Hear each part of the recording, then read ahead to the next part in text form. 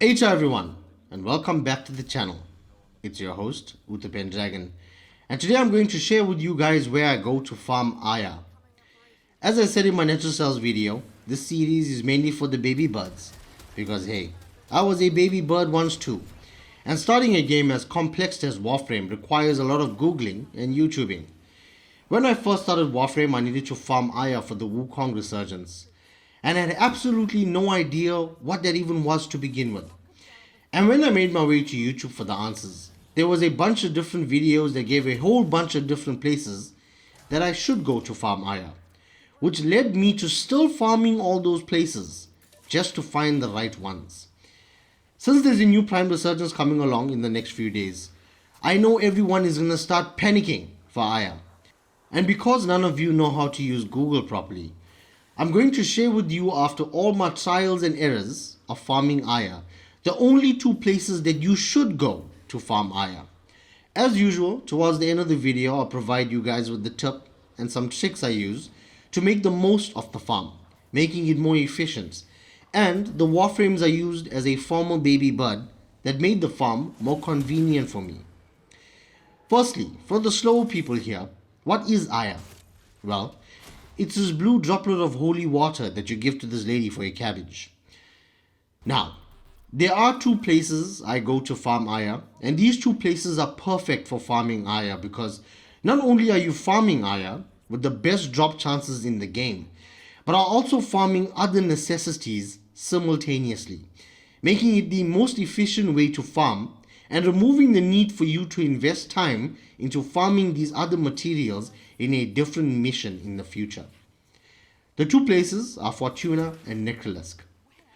The bounties in these two places have the highest higher drop chance in the entire game.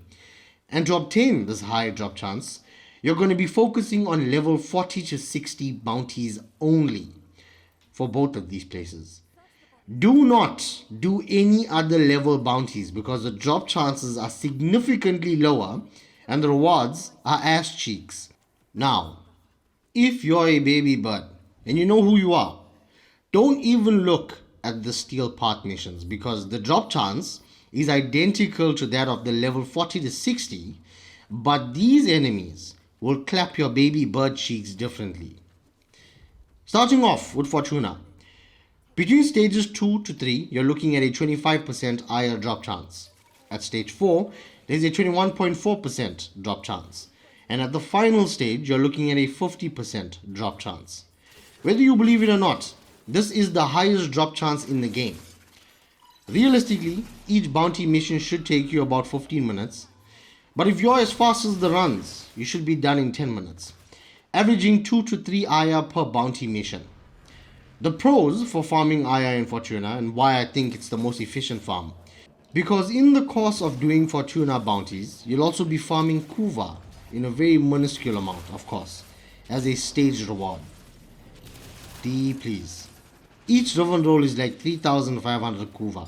Why are you giving us 750 Kuva per stage? Don't be like that. You'll also be farming Oricon cells as a stage reward, which is paramount for crafting most of your primes. And most importantly, you'll be passively farming toroids. Calm down, bodybuilders, I said toroids. Which in my opinion is a W on its own, considering that Little Duck has the most used amp parts and operator arcanes. And raking up your Vox standing can take a while, so it's best to farm toroids every opportunity that you get.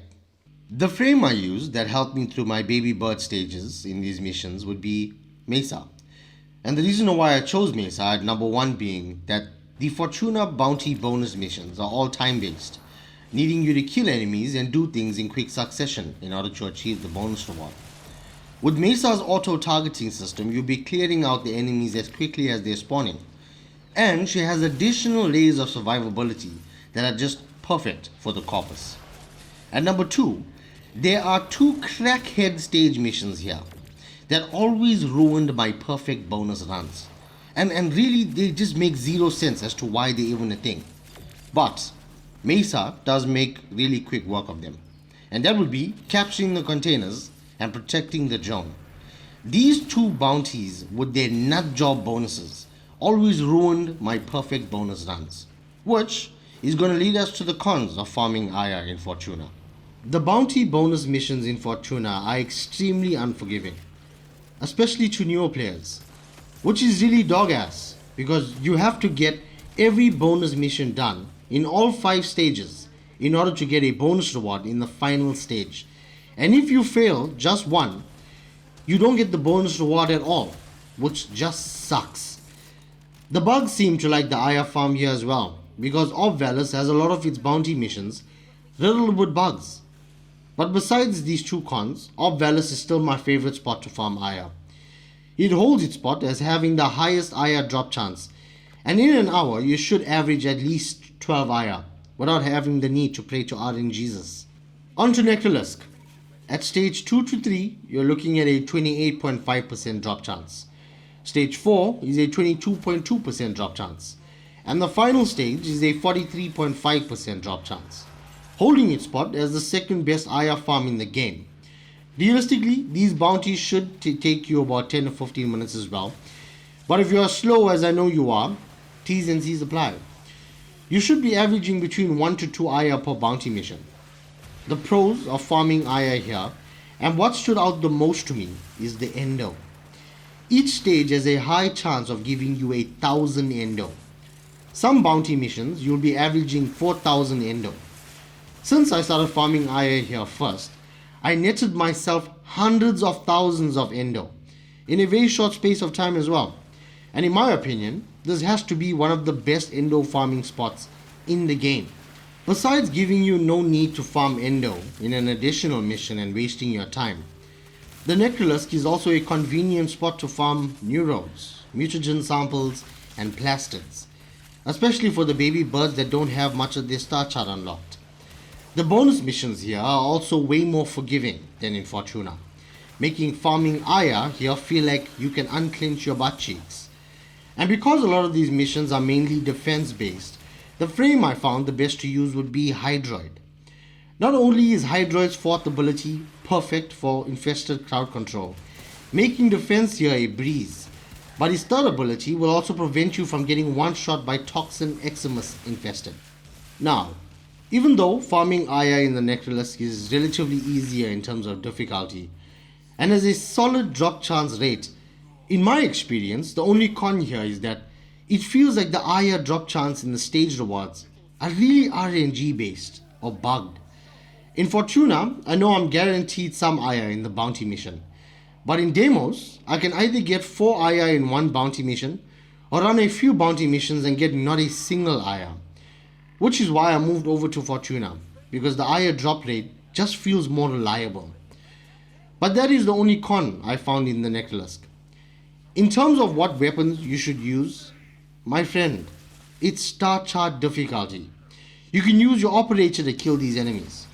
But if you're a baby bird that's fresh out the womb, the gun that carried me through most of my star chart would be Fullman Prime. It boasts some really A-tier stats with just the base mods, and its secondary mode rinses every enemy in the star chart, and is also farmable right now during the time of me posting this video. If there are any vets in here that use different guns during their star chart days, let us know about it in the comment section below. These baby birds need it.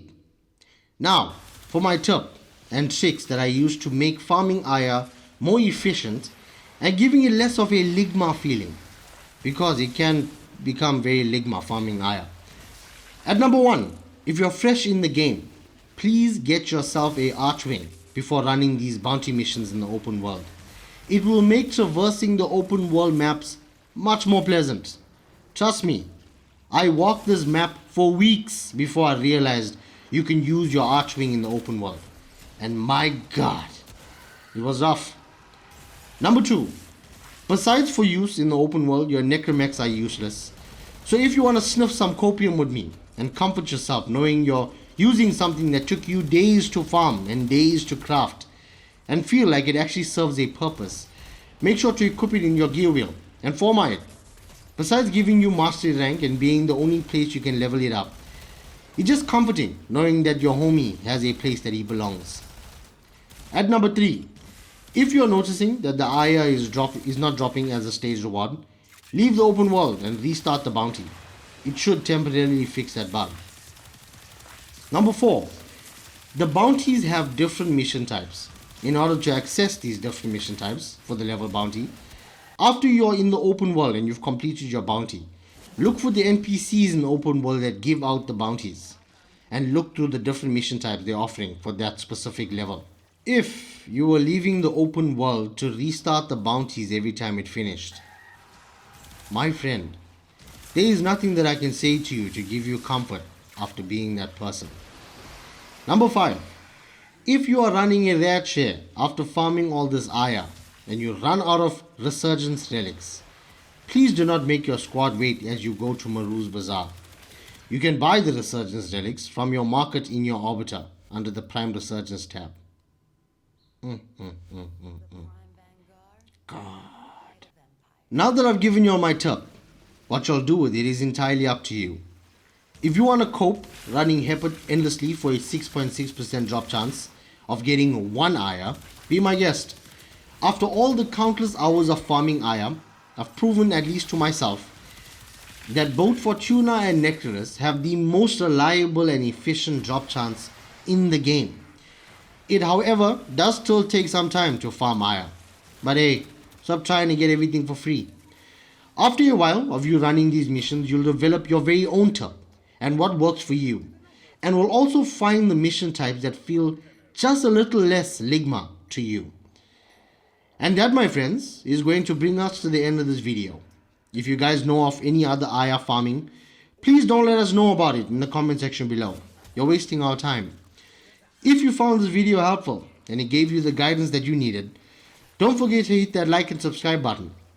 And because I know you're a cheapskate, I just wanted to let you know it's entirely free and it helps me out a ton. If you are confused, as always, let me know what you need in the comment section and I will reach out to you. But if it's a broad subject that needs a little bit more explaining, I'll make a video on it. Look at that. You thought you served no purpose in society, but you might just be the inspiration for a video. I will be posting another how to do video by the end of this week, so don't forget to turn in your notifications for that. That'll keep you informed of that video. And with that being said, I'll see you all there.